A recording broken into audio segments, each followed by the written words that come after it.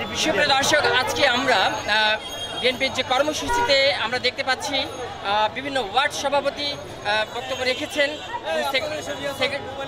Secretary এবং বিভিন্ন নেতৃবৃন্দ এখানে আছেন। আমরা কথা বলছি ৬ নং ওয়ার্ড সাধারণ সম্পাদক তপন সাহেবের সাথে। আজকের অনুষ্ঠান সম্পর্কে একটু জানতে চাই।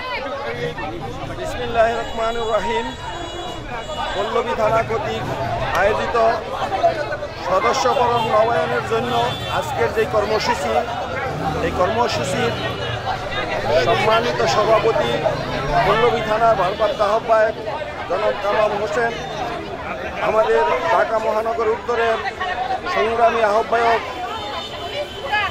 পল্লবী ও রূপনগর থানার মাটি ও মানুষের নেতা, বাংলাদেশ জাতীয়তাবাদী দল ক্রিয়া বিষয়ক সম্পাদক জনাব আমিনুল হক, আমাদের এখানে প্রধান বক্তা হিসাবে এখানে ছিলেন আমাদের জামান ভাই, আরও অন্যান্য নেতৃবৃন্দ ছিলেন এবং ওয়ার্ডের নেতৃবৃন্দ, আমার ৬ নং ওয়ার্ডের সংগ্রামী সভাপতি ওয়াহিদুজ্জামান ফরহাদ সহ অন্যান্য ওয়ার্ডের নেতৃবৃন্দ উপস্থিত ছিলেন।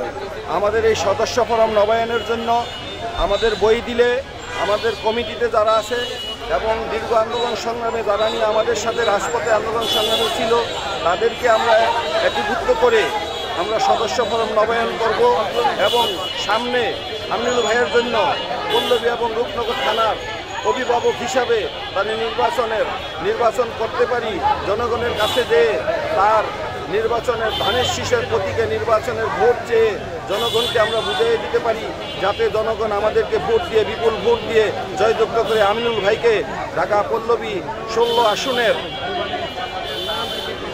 আসনের এমপি হিসাবে নির্বাচিত হয়ে এবং মন্ত্রী হয়ে এলাকার উন্নয়নে কাজ করতে পারে। এই বলে আমি আমার বক্তব্য শেষ করছি। বাংলাদেশ জিন্দাবাদ, বাংলাদেশ জাতীয়তাবাদী দল জিন্দাবাদ, দেশ নায়ক তারেক রহমান জিন্দাবাদ, শহীদ রাষ্ট্রপতি জিয়াউর রহমান অমর হোক। আসসালামু আলাইকুম। একটু কথা বলছি সভাপতি ৬ নং ওয়ার্ড বিএনপি ফরহাদ সাহেবের সাথে, একটু আজকের সম্পর্কে একটু প্লিজ। বিসমিল্লাহির রহমানির রহিম।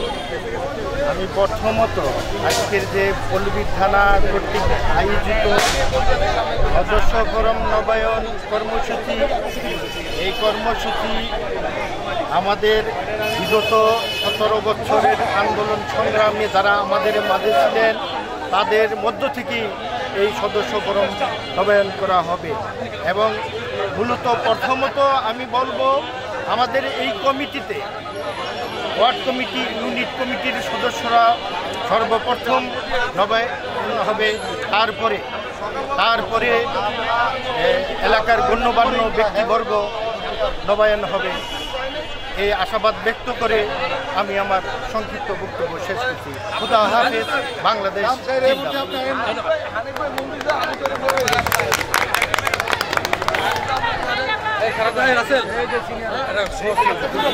তাদেরকে সবার আগে সদস্য নবায়ন করবেন এবং তাদেরকে আমরা সর্বোচ্চ মূল্যায়ন করব ইনশাআল্লাহ। এবং গত 17 বছরে অনেক সুবিধাবাদী লোক ছিল যারা রাতের অন্ধকারে আওয়ামী লীগের সাথে লিয়াজ করেছে, রাতের অন্ধকারে ব্যবসা করেছে, রাতের অন্ধকারে আত্মীয়তা করেছে, যাদের রাতের অন্ধকারে অনেকে ছবি তুলে রেখেছে যে কোনোভাবে নিজের পিঠকে বাঁচানো যায় কিনা। আমরা সেই ধরনের কোন সুবিধাবাদীদের বিএনপির সদস্য নবায়ন করব না। এখানে আপনারা সকলে সতর্ক থাকবেন। আপনার যদি আত্মীয় হয়, কোনো প্রকার ছাড় দেওয়ার কোনো সুযোগ নাই। যদি আপনাদের এখানে আদায়কারীর একটি স্বাক্ষর রয়েছে, ইতিমধ্যে কামাল ভাই আদায়কারীর স্বাক্ষর করেছেন। যদি কেউ আওয়ামী লীগের দোষর কোন সুবিধাবাদী ভুল ক্রমে এখানে ঢুকে যায়, যিনি আদায়কারী স্বাক্ষর করেছেন সকল দায় দায়িত্ব তার নিব না এবং আপনার বিরুদ্ধে তখন সাংগঠনিক ব্যবস্থা নেওয়া হবে। আমরা এই জায়গাটাতে দৃঢ় প্রতিজ্ঞ এবং আমরা সততার সহিত আমাদের সকল কার্যক্রমগুলো করতে চাই।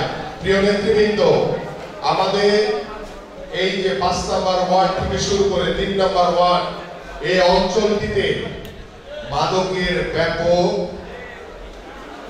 সেবনের এবং মাদক ক্রয় বিক্রয় একটি আস্তানা রয়েছে। এখানে আপনারা যারা বিএনপি নেতা কর্মী আছেন, আমি আপনাদের কাছে আহ্বান করব, আপনারা ওই সকল অসাধু মাদক ব্যবসায়ী, মাদক সেবনকারী তারা কারা, আপনারা গোপনে তথ্য আমার কাছেও দিতে পারেন, কিংবা আমাদের আইন শৃঙ্খলা বাহিনী রয়েছে তাদের কাছেও দিতে পারেন। আমরা আমাদের এই পল্লবী রূপনগরের যে 5 নম্বর ওয়ার্ড এবং 3 নম্বর ওয়ার্ডে বেশ কিছু জায়গায় মাদকের একটি আস্তানা রয়েছে। ইতিমধ্যে আইন শৃঙ্খলা বাহিনী তাদের কার্যক্রম পরিচালনা শুরু করেছে। আগামীতেও আমরা আমাদের এই সমাজকে মাদক মুক্ত করার জন্য আরো যত ধরনের পদক্ষেপ নেওয়া লাগে আইন শৃঙ্খলা বাহিনীর সহযোগিতায় আপনারাও তাদেরকে সহযোগিতা করবেন। আপনাদের সকলের সহযোগিতার মাধ্যমে আমরা আমাদের এই অত্র এলাকাকে মাদক মুক্ত করতে চাই, মাদক মুক্ত বাংলাদেশ করতে চাই। এবং ইতিমধ্যে মাদকের করাল গ্রাসে আমাদের যুব সমাজ, তরুণ প্রজন্ম কিভাবে মৃত্যুর কোলে ঢলে পড়ে সেই বিষয়ে একটি বিলবোর্ডের মতো আমাদের বিভিন্ন ওয়ার্ডে কিন্তু দেওয়া হয়েছে।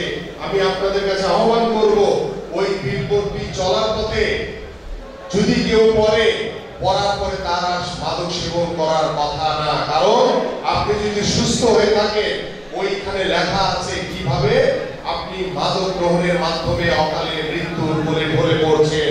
তাই আসুন, আমি আমার তরুণ প্রজন্ম, যুব সমাজকে আহ্বান করব যে আপনারা মাদক থেকে দূরে থাকবেন এবং চেষ্টা করবেন কেউ যদি গ্রহণ করে তাকে বাধা দিতে, এবং যারা অসাধু ব্যবসায়ী রয়েছে তাই তাদেরকে আইনের আওতায় এনে আইন শৃঙ্খলা বাহিনীর হাতে আপনারা তুলে দিবেন। কারণ আমরা আমাদের প্রত্যেকটি ঢাকা মহানগর উত্তরের 26টি থানা সহ সারা বাংলাদেশের সকল জায়গায় আমরা মাদক মুক্ত বাংলাদেশ করতে চাই, একটি সুন্দর সমাজ করতে চাই, একটি সমৃদ্ধশালী বাংলাদেশ করতে চাই এবং একটি মানবিক বাংলাদেশ করতে চাই।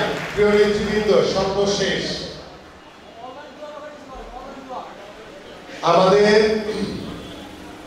আমাদের গত 5ই আগস্টের পর থেকে আমরা এই অন্তর্বর্তীকালীন সরকারকে সমর্থন দিয়েছি, বাংলাদেশের মানুষ অন্তর্বর্তীকালীন সরকারকে সমর্থন দিয়েছে।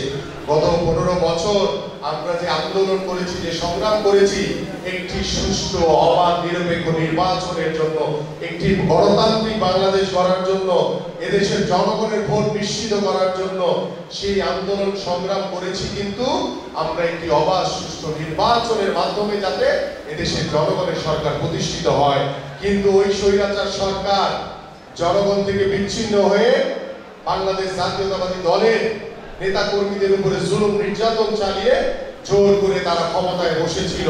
5 তারিখের পরে বাংলাদেশের মানুষ স্বপ্ন দেখেছে, প্রত্যাশা করে যে দ্রুত সময়ের ভিতরে একটি অবাধ সুষ্ঠু নির্বাচন অনুষ্ঠিত হবে। কিন্তু সেই নির্বাচনকে কেন্দ্র করে যারা অন্তর্বর্তীকালীন সরকারের দায়িত্ব নিয়েছে তাদের ভিতরে কিছু কিছু ইয়াং উপদেষ্টা তারা নির্বাচনকে পিছিয়ে দেওয়ার জন্য নিজেদের দেশের ভিতরে থেকে বিদেশিদের সহযোগিতা নিয়ে এবং ওই আওয়ামী লীগের দোসরদের সহযোগিতা নিয়ে তারা নির্বাচনকে পিছিয়ে দেওয়া অপচেষ্টা করে যাচ্ছে। কিন্তু বাংলাদেশের মানুষ এখন আশাবাদী হয়েছে।